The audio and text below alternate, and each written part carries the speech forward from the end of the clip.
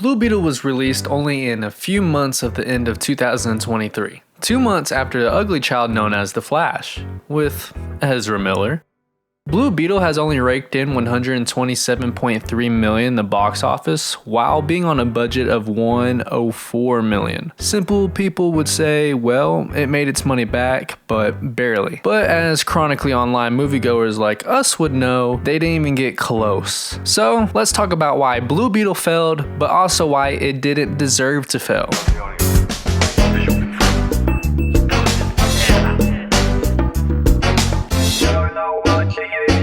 Blue Beetle is a very charming movie. There wasn't a time where I was bored or mad, but there was times where there was dumb writing mistakes. This is a coming of age story where Jaime Reyes, played by the main star of Cobra Kai, needs to overcome his new transition of being able to live and control the Scarab, as it is a big transition in his life. Of course, this transition is a whole journey and we're going along with it. The acting is really good. You can feel like this is a true and real family dynamic.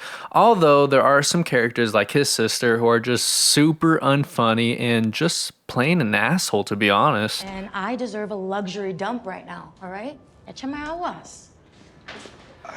But luckily, her writing does get better because they make her say less as the movie progresses, so it looks like we won. Thank you. This movie loves reusing old jokes of white people either not knowing how to say Spanish names after it was already said to them, or just downright being racist, giving Latinos random stereotypical names because they're rich, white, and don't care about the lesser class. My name is Jaime Reyes. I'm here to see Jenny Cord. Do you have an appointment, Jamie? It's Jaime. It was a really tiring trope in this movie to the point where it's actually a mini redemption arc for one of Victoria Cord's workers, who then gets murdered right as he gets his redemption arc, so why was it even in there? So yes, to the writers and director, this was a huge thing to point out, but again, it just comes off lazy and weird because, ooh, white people are bad. Mix it up, man. Now, not only is Victoria Cord a racist and a classist, but she's also a fascist. Victoria Cord has made a weapon suit called the OMAC that is essentially a Blue Beetle suit for police and military use. She wants to build an army so strong to any buyer so that warfare could be just more advanced. This is where the story comes into play and why Jaime gets in trouble. Cord needs that Scarab that attached itself to him so she can complete her plan. And she's gonna get it whether he's dead or alive. Might I add that the Scarab actually attaches itself to Jaime? It does this by anally raping him.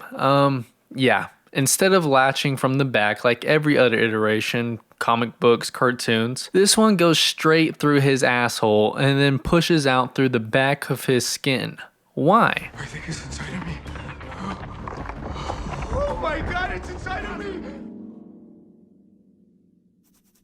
A great adventure is waiting for you ahead.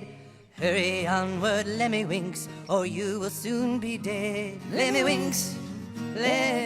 But the transformation when this happens is horrifyingly good, so you know, that's a plus. You can tell it hurts, you can tell it's scary, and anytime he does it later in the movie, it just looks downright cool and way better than the nanotech transitions that's all plaguing in Marvel. I'm glad to see they had some balls when it comes to that, but yet again, they didn't have to anally rape him, so... I think it's inside of me.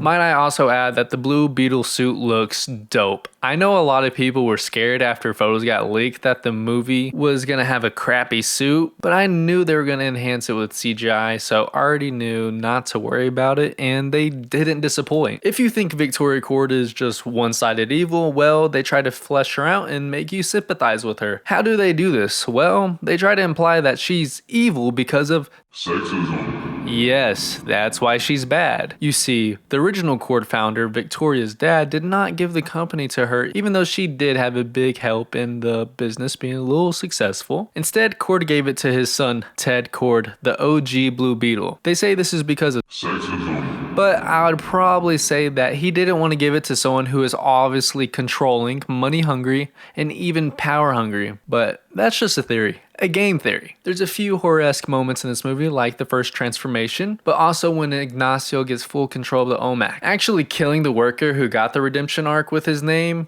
So yet again, why was that in the movie? I'm happy they didn't stray away from this. Not everything should just look cool. It makes more sense to have certain things be terrifying and scary, especially when it's going inside and out of your body. It should kind of look a little weird, right? Something Marvel doesn't do, and when they try to do, they just don't pull it off, is the horror stuff. The fight scenes. The fight scenes are actually fun and interesting and refreshing, really. As someone who loved Jaime's Blue Beetle ever since the premiere of Batman Brave and the Bold on Cartoon Network, it was cool to see him fight in live action and see all his powers come to life. It definitely has a Power Rangers vibe with the style, but I love it. It made me excited anytime he was about to fight. There is a writing problem that I have, and it just doesn't make sense to me, and to me, it feels like a big problem. The Scarab was willing to kill Ignacio after the first battle Jaime had with him, to the point where Jaime had to beg for it to not to kill Ignacio. But at the last battle, when Jaime wants to kill Ignacio, the Scarab just suddenly doesn't want to kill him. You would think it's because his first battle, Jaime didn't want to be a killer, but no. After transferring its code to Ignacio, the Scarab saw his memories and now empathized with him.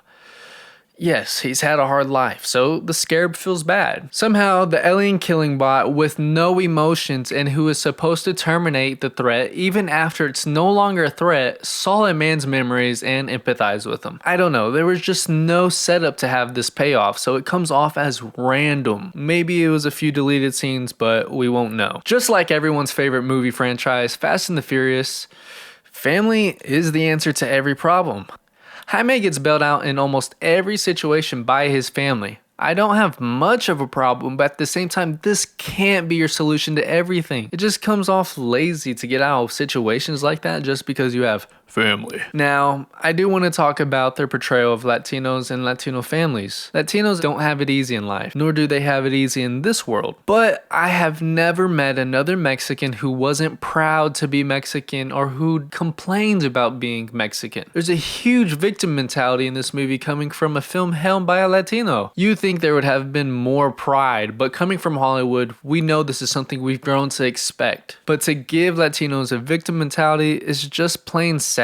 Why did Blue Beetle fail at the box office? It's not a great movie, but it is refreshing during this downward spiral of superhero movies. I have to blame two things: superhero fatigue and the Flash movie. It left a bad aftertaste for DC movies, just like Thor: Love and Thunder and Quantumania did from Marvel. Sadly, DVD and Blu-ray sales aren't up like they used to be because of streaming, so I believe this movie won't make a profit until years later. The only way to see a return of Blue Beetle and the sequel it's set up in the post-credits is if James Gunn wants to bring it back. And I have a feeling he might want to be because Blue Beetle is a mix of Spider-Man and Iron Man done right. But we'll have to wait to see. Anyway guys, my name is Comics, this is ABT, and I'm out. Peace.